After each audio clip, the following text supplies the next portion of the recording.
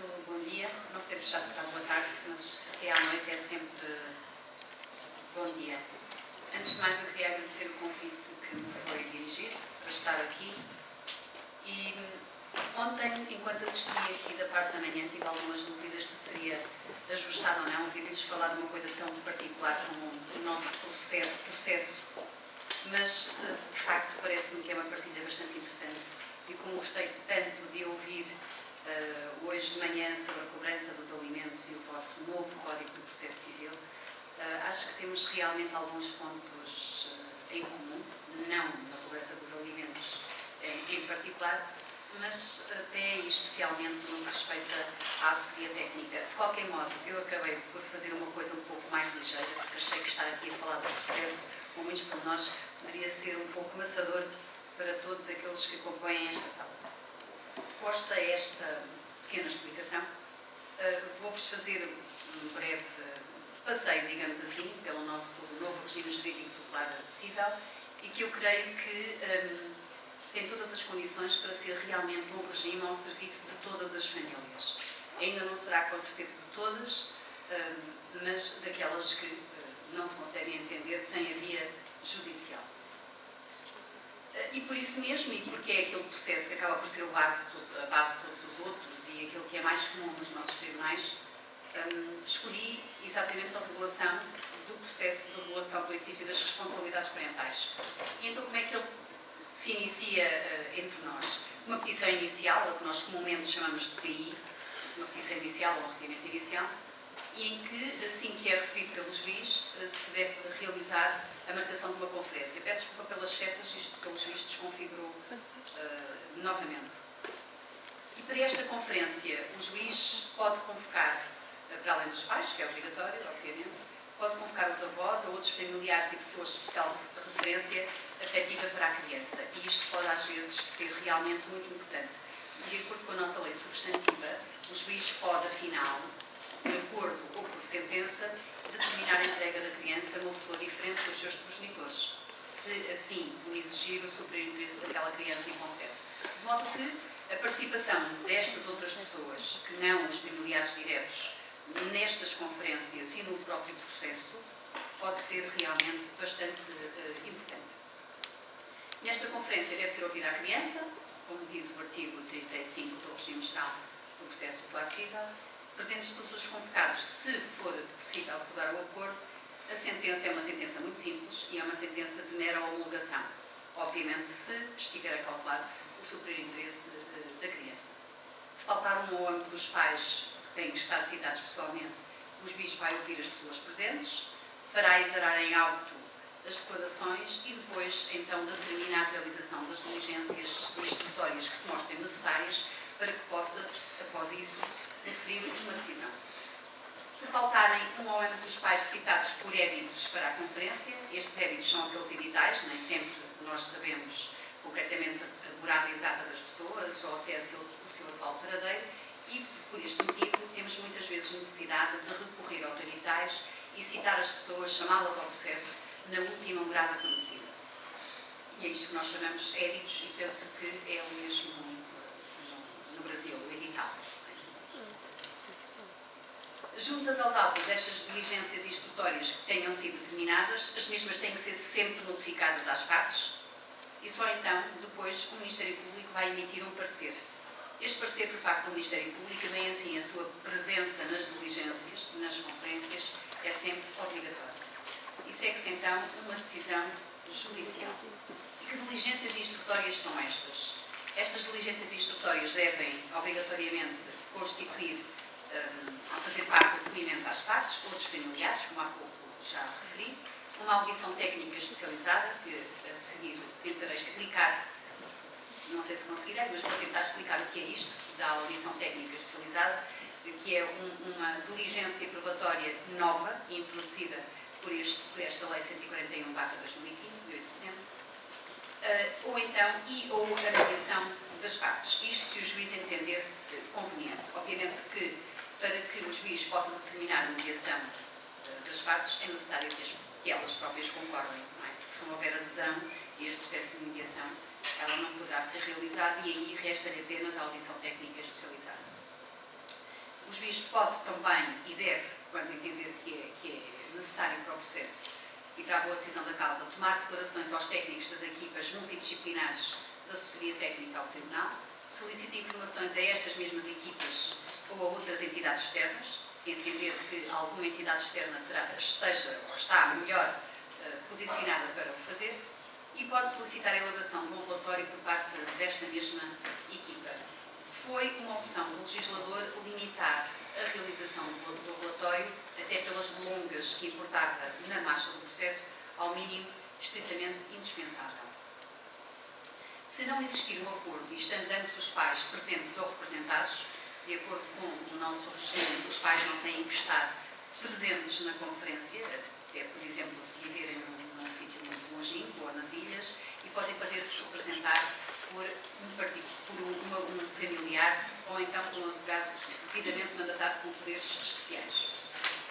Mas dizia eu, faltando este acordo, o juiz deve imediatamente proferir uma decisão provisória, de acordo com os elementos que tenha já no processo. Se os elementos não forem suficientes, então deverá observar aquilo que diz o atual artigo 28 do Regime Geral do Processo Civil. Suspende a conferência e remete os partes obrigatoriamente, como há pouco já fiz referência, para a mediação, se se verificarem os respectivos pressupostos, ou então para a audição técnica especializada nos temas previstos no artigo 23 e 24, respectivamente. O regime provisório abrange os pedidos de alteração. Era uma questão que era controvertida, não obstante a lei já o dizer anteriormente, havia ainda assim quem entendesse que, estando no regime já previamente fixado, e o processo que estivesse na mesa do juiz respeitasse apenas uma alteração do regime, portanto já não era um pedido inicial, era um pedido de alteração, que não haveria lugar aos regimes provisórios. Isto não é assim, já estava na antiga OTM e sai reforçado no novo regime geral do processo civil. Este regime provisório pode ser da iniciativa das partes. Se assim não acontecer, o juiz, na falta de acordo, deve decidir e deve fixá-lo oficiosamente. Há aqui uma aproximação ao regime processual das evidências cautelares cíveis, sendo o princípio geral sempre da audição dos pais, mas em casos de necessidade, o juiz pode decidir sem ouvir os pais previamente. Obviamente que depois tem que lhes dar conhecimento a posteriori, mas pode efetivamente fixar um regime provisório sem audição prévia das partes. Perdão. Quando as partes não forem ouvidas, como disse, têm que ter conhecimento das motivações desta fixação deste regime, quer de facto, quer de direito, e podem então recorrer ou deduzir oposição. Quando as partes forem ouvidas antes do procedimento da previdência, apenas podem recorrer nos termos gerais. Portanto, o nosso regime geral do processo civil tem aqui um regime diferenciado de reação, de possibilidade de reação das partes à fixação do regime provisório, consoante tenha havido audição prévia ou não das mesmas. Finda a audição técnica especializada, o Tribunal é informado do resultado, deve notificar as partes para a continuação da conferência e o acordo, se for alcançado, é homologado, como há pouco disse. Não havendo acordo, há uma notificação para alegar em 15 dias e juntar todos os meios de prova. Isto também já era assim na antiga Organização Tutelar de Menores. Finda a mediação, acontece exatamente a mesma coisa. A conferência que estava suspensa, porque não havendo acordo, o juiz tinha que optar por uma destas duas vias, como eu disse há pouco. Como a conferência estava suspensa, ela tem sempre que ser retomada e depois, então, o juiz deve tentar novamente o acordo. Se não for possível, então, segue-se a fase das alegações. Fim do prazo das alegações e sempre que entender necessário, o juiz ainda pode ordenar a realização de outras diligências probatórias. Isto acaba por ser bastante importante, porquê? Porque é uma manifestação da natureza deste tipo de processos, que são processos de jurisdição voluntária, em que o juiz não está amarrado, perdoem-me a expressão, mas não está amarrado àquilo que as partes lhe vão pedir. Porque se as partes lhe forem pedir, por exemplo, uma perícia psiquiátrica aos pais, o juiz pode, se assim entender, se entender que não existe qualquer motivo para se realizar uma perícia psiquiátrica, pode interferi-la, portanto, só é obrigado a realizar as diligências probatórias que entender que são necessárias e deve interferir todas aquelas que entenda que são pertinentes ou dilatórias. E mesmo que as partes tenham requerido uma panóplia de diligências de instrução, o juiz, se entender necessário, pode determinar outras diferentes. Se assim o fizer, obviamente que, junto ao resultado dessas diligências de provas, realizadas a pedido ou determinadas oficiosamente, tem sempre de ser cumprido o princípio do contraditório e depois as partes têm um prazo para pedir eventualmente esclarecimentos. A sentença. Eu acabei por escamotear aqui um pouco o conteúdo material da sentença e é mesmo o conteúdo material. O regime geral do processo tutelar civil vem regular o que é que a sentença deve conhecer, o que é que deve ser conhecido na sentença e tem aqui algumas normas que não são meramente processuais, são normas efetivamente de direito material, que já veremos a seguir. Então, esta sentença, além de ter que obedecer ao formalismo geral de uma sentença que está aprovada no Código de Processo Civil, ela tem que regular, efetivamente, o exercício das responsabilidades parentais. Obviamente, sempre de harmonia com o superior interesse daquela criança em concreto. E deve determinar a confiança da criança, e aqui o legislador volta a falar em confiança, não obstante a doutora Mariana Chaves ter chamado a atenção, e bem, que atualmente, de acordo com o nosso artigo 1906 do Código Civil, já não se falar em guarda, nem muitas vezes em confiança, tem-se abordado este termo da confiança para outra matéria, nomeadamente da promoção e proteção, mas o que é facto é que aqui no artigo 40 volta-se a falar na confiança da criança. E esta criança, então, pode ser confiada, não dizer desta norma, a ambos ou a um dos progenitores, a outro familiar, a uma terceira pessoa ou até a uma instituição de acolhimento. Isto porquê? Porque a criança pode também estar em perigo. E se nós estivermos pendente de um processo de regulação do exercício das responsabilidades parentais, mas tivermos conhecido no processo que estes pais não têm capacidades parentais, então temos que tirar partido de todos os elementos probatórios que temos no processo e acautelar devidamente o superior interesse da criança. De modo que, neste mesmo processo, poderemos determinar a entrega da criança, a confiança da criança a uma instituição de acolhimento. E devemos também, nesta mesma decisão, se assim acontecer, se a criança for entregue a uma instituição, fixar alimentos a cargo dos pais que os devem entregar a esta instituição. O que muitas vezes não acontece. Também não é muito comum, já agora isto à parte, não é muito comum, na regulação do exercício das responsabilidades parentais, entregar-se uma criança a uma instituição. E que sempre que exista uma situação de perigo, aquilo que acontece é que existe simultaneamente um processo de promoção e proteção. Deve ainda, na sentença, decidir-se o exercício conjunto ou unilateral das responsabilidades parentais, respeitando-se às questões de particular importância na vida da criança. Não me vou deter sobre este ponto, porque a doutora Mariana já o explicou muitíssimo bem. Deve também fixar o regime de convívios ou organização do tempo, dos tempos da criança, podendo o Tribunal determinar que os contactos ou convívios sejam supervisionados pela equipa multidisciplinar da assessoria técnica. Este é um ponto bastante importante deste novo regime jurídico do processo tutelar civil. Isto já ia sendo feito, porque, como disse há pouco, estes processos sempre tiveram esta natureza, são processos de jurisdição voluntária, e, portanto, o juiz poderia e devia, em meu entender, deve, determinar todas as diligências, mesmo pós-sentenciais, que assegurem o efetivo cumprimento daquilo que acabou de ser decidido. Mas agora isto está consagrado em letra de lei e acaba por nos dar também a nós, juízes, um maior conforto, porque temos uma norma que nos permite, sem sombra de dúvidas, ir um pouco além daquilo que às vezes era a nossa sensibilidade que nos levava.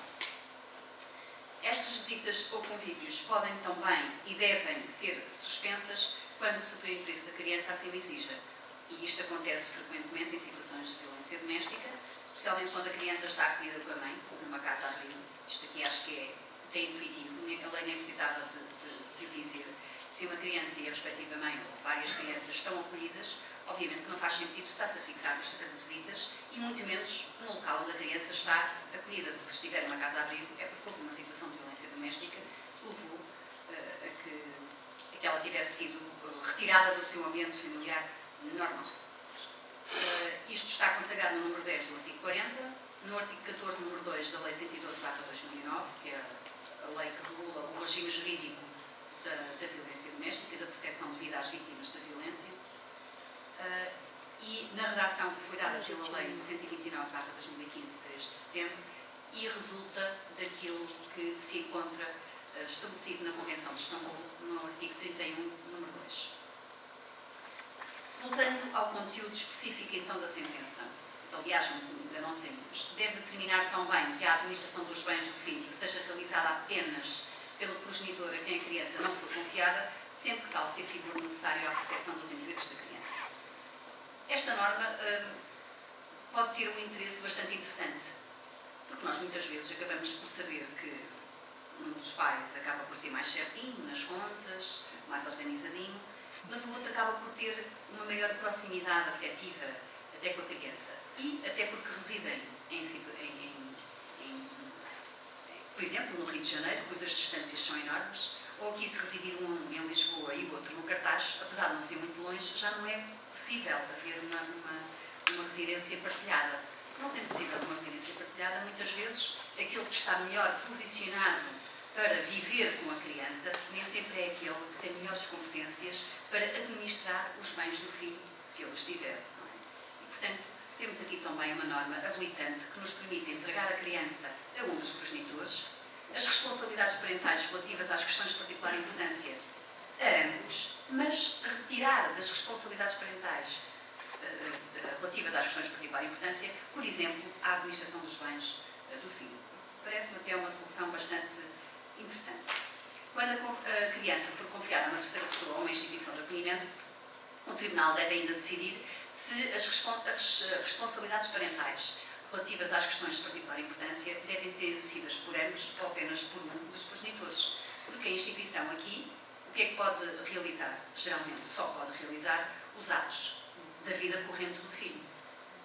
Se a criança for entregue a uma instituição e se, obviamente, se necessitar de uma operação urgente, a instituição não fica à espera que os pais se pronunciem, se não os conseguir contactar de imediato, nem sequer vai pôr um requerimento no tribunal e ficar à espera um dia ou dois, porque isso poderia ser inviável para a própria vida da criança.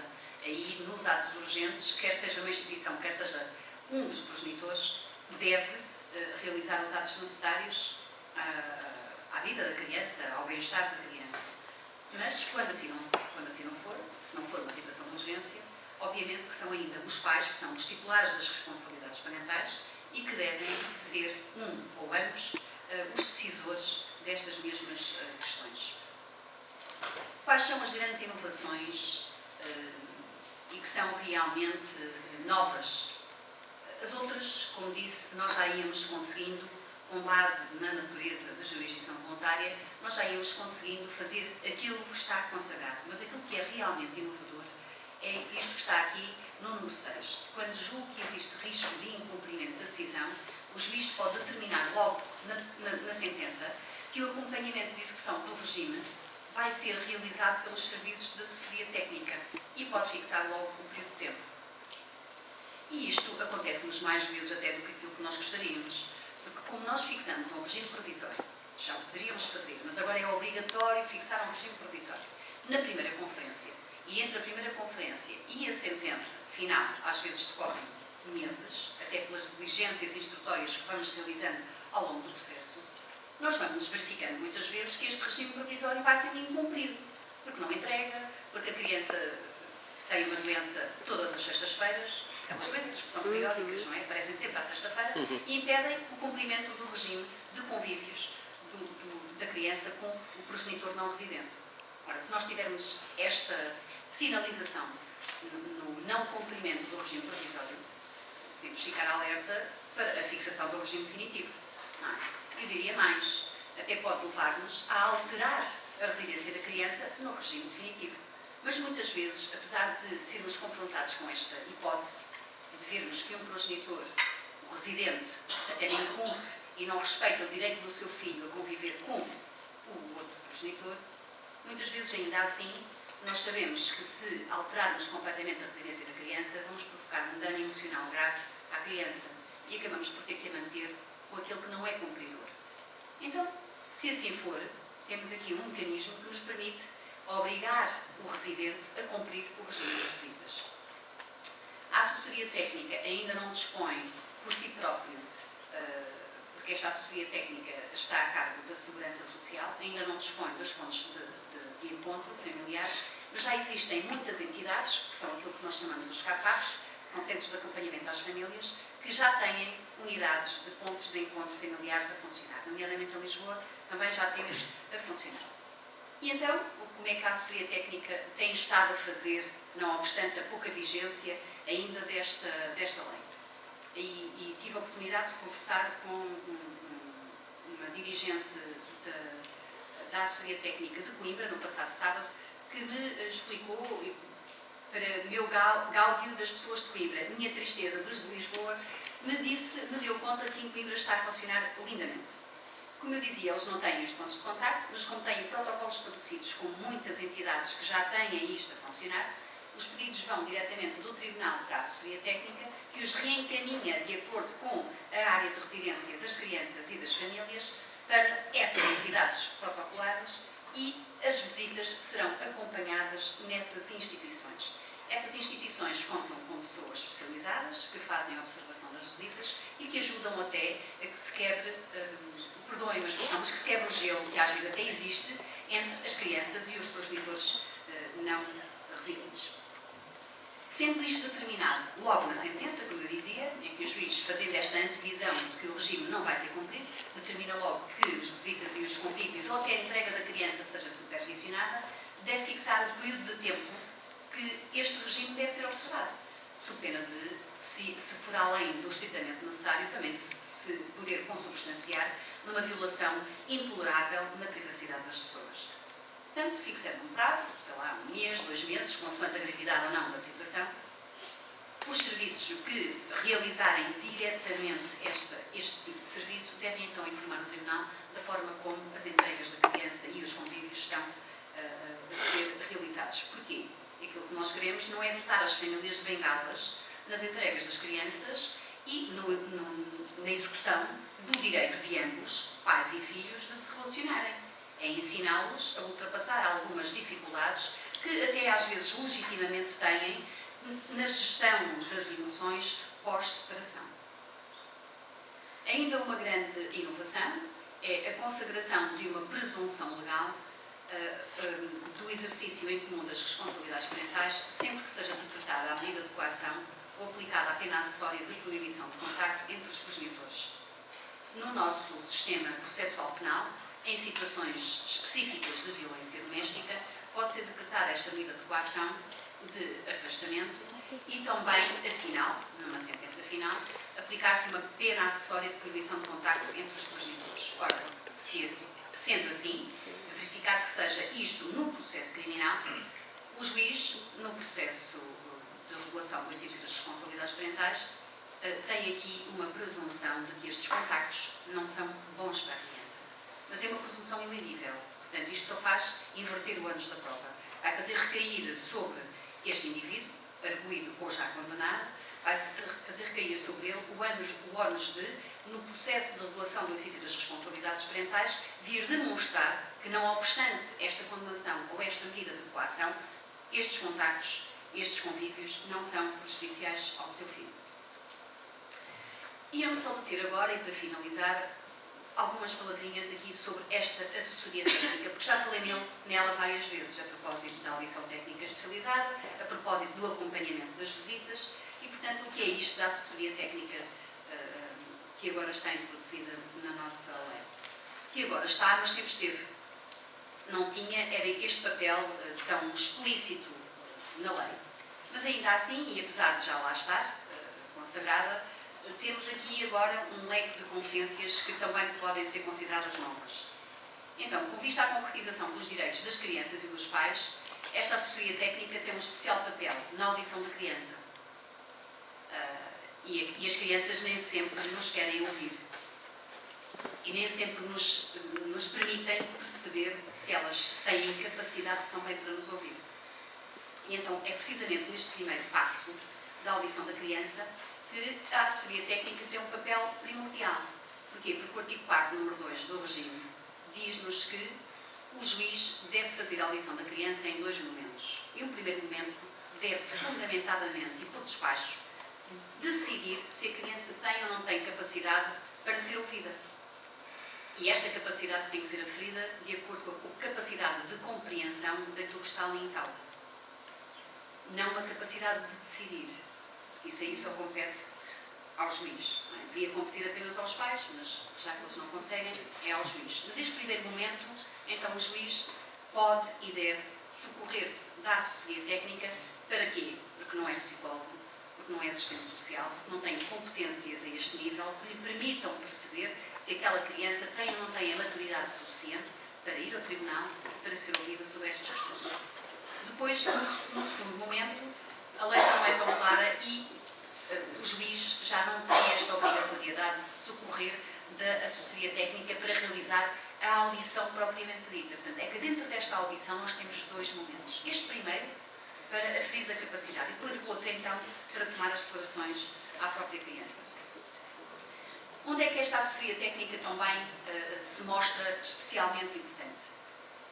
Mostra-se nesta audição técnica especializada, que é um AT. E esperemos que este até seja um AT já breve e que, com alguma rapidez, os técnicos envolvidos percebam realmente o que é que se espera deles. Então, o que é que se pretende com a assessoria técnica? O que nos diz o artigo 23 é que esta assessoria técnica tem em vista a avaliação diagnóstica das competências parentais, a aferição da disponibilidade para celebrar um acordo e deve ser prestada uma informação centrada na gestão do conflito. Ou seja, isto aqui é tudo. É tudo, e quando nós às vezes queremos tudo, corremos o risco de não ter nada. Porque parece-me que os técnicos nem sempre têm ainda as competências necessárias para fazer uma avaliação diagnóstica das competências parentais. Porque realmente nós já íamos pedindo, mas íamos pedindo através de perícias, que são perícias muito demoradas e que exigem um grande conhecimento para se poder avaliar a relação, a dinâmica da relação que existe entre os pais e, acima de tudo, entre cada um deles com o seu filho. Mas pronto, temos isto aqui, esperemos que os serviços consigam dotar os seus técnicos das competências necessárias para eles próprios poderem avaliar as competências dos outros. A aferição da disponibilidade para celebrar o acordo. Isto pode ser realmente importante, porque às vezes os pais não estão disponíveis num determinado momento para celebrar um acordo e não estão disponíveis porque sentem que o outro não o quer fazer tão bem. E às vezes, porque ainda estão muito magoados, entram ali num jogo do gato e do rato a ver quem é que serve primeiro. Mas os técnicos, com o seu saber, podem prestar esta informação ao juiz e até dizer-lhes, olha, eles não celebraram um acordo apenas por isto ou por aquilo. E às vezes são coisas tão pequeninas que entre o momento em que se realiza esta audição técnica especializada e o momento em que depois voltam ao gabinete do juiz, pode ser que se consiga realmente fazer o acordo e muitas vezes no tribunal consegue-se efetivamente, com a ajuda do Sr. Procurador e do juiz, celebrar um acordo. Deve ainda ser prestada uma informação centrada na gestão do conflito. Ora, parece-me a mim que esta informação, só quando não existe hipótese nenhuma de celebrar acordo, é que ela tem mesmo que ser necessária, porque se houver hipótese de celebrar acordo, não tem. Ainda assim, alguma, digamos assim, alguma dúvida por parte dos técnicos, porque o nosso regime veio agora introduzir o princípio da oralidade, de que os técnicos devem ser sempre ouvidos de forma imediata, através do princípio da mediação, mas com o princípio da oralidade a funcionar a 100%, e discute-se aqui se esta prestação de informação deve ser prescrito ou se deve ser vertida em forma de relatório, dado que a própria conferência deve ser retomada num prazo muito curto. E também ainda no acompanhamento pós-sentencial, sempre que seja previsível o incumprimento do regime dos contactos ou convívios que tenha sido fixado, como há pouco já disse, e que é aquilo que está previsto no artigo 40, número 6. E porquê? Porque, apesar de, às vezes, podermos fazer uma sentença com 10, 20 ou até mesmo 30 ou 40 páginas e estar uma peça processual perfeita, nem sempre as peças processuais perfeitas são aquelas que levam as pessoas a convencer-se que devem olhar em primeiro lugar para os seus filhos. E ainda assim, como eu dizia há pouco, precisamos de os continuar a acompanhar para que eles percebam o que é que deve ser o mais importante nas suas vidas.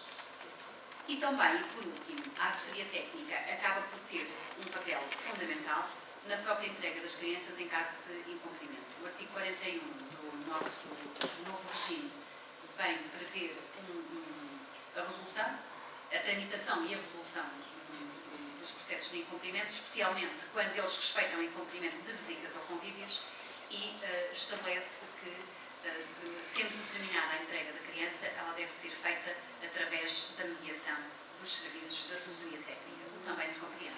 Não podemos mandar uma polícia, a casa das pessoas, arrancar uma criança e entregá-la ao progenitor não residente ou residente, consoante aqui a retenção ilícita seja feita por um ou por outro, apenas com alguém que, ainda que não vá fardado, não deixa de ser um agente de autoridade e, portanto, não terá a sensibilidade que deve ter um técnico das assessorias técnicas de apoio ao tribunal. Eu não sei o tempo que tenho, não sei se já esgotei o meu tempo ou se já ultrapassei. Doutora, como estamos tanto todos a aprender consigo, Posso ter mais continuar a sua intervenção, então, sendo certo que depois também teremos o professor Mário Ferreira Monte e depois justamente à hora do almoço. Pronto. Então eu vou só terminar aqui só com uma breve referência então em cumprimento da decisão e é mesmo só um minuto e vou já então deixá-los em paz. Só aqui uma breve referência de que atualmente, eu não sei como é que é no Brasil e depois gostava, se houver debate, até de saber como é que fazem lá, nós considerávamos o incumprimento da decisão como um mero incidente da causa principal. E agora, com este novo regime do processo tutelar civil, a equipa de família e crianças deste Centro de Estudos Judiciários, da qual fazem parte os meus queridos colegas que também estão aqui a assistir, a doutora Ana Macena e o nosso Paulo Guerra, que já é diretor adjunto, já não é docente, digamos assim, tem um posto mais elevado, mas que continua a participar na nossa jurisdição, com todo o seu saber. Nós temos entendido que, com esta alteração que foi operada a esta tramitação, com este novo regime do processo tutelar civil, que neste momento o incumprimento da decisão é uma ação autónoma e não um mero incidente. Portanto, tem autonomia relativamente ao processo onde foi fixado o regime que está a ser incumprido. E porquê? Porque tem a capacidade de determinar a competência territorial do tribunal. A regra base da competência territorial nos processos que envolvem crianças é a residência desta criança, o que também se compreende. Aquilo que se quer é que todos aqueles que têm que ter intervenção na vida desta criança estejam próximos dela, não é? Portanto, o critério da proximidade aqui é fundamental. Não só para o tribunal, mas também e acima de tudo para os serviços, não é? Para a própria assessoria técnica. Ora, este novo artigo 41 vem-nos dizer que é competente para tramitar e julgar o incumprimento da decisão o tribunal territorialmente competente no momento da instalação do incumprimento. Portanto, se nós tivermos uma criança que residia em Lisboa e cujo processo correu no Tribunal de Lisboa e foi aqui regulado, mas entretanto mudou-se para Loures ou para Cascais, e quando o incumprimento entra no tribunal, a criança já residia nesta nova residência, então o tribunal competente não é o Tribunal de Lisboa, mas sim aquele onde a criança reside. Parece-nos que, não só por isto, obviamente, mas também por toda a tramitação processual que este incumprimento depois tem, de uma forma bastante clara e autónoma, que não é um mero incidente dependente da causa principal, mas é uma ação com autonomia. E com autonomia, inclusivamente, naquilo que custa à tributação, não é? Portanto, à taxa de justiça. Mas não vos vou amassar mais, e então iria-me ficar por aqui, porque acho que o Sr. Professor depois também já se chegou e não quero ocupar-vos a hora de almoço. Muito obrigada.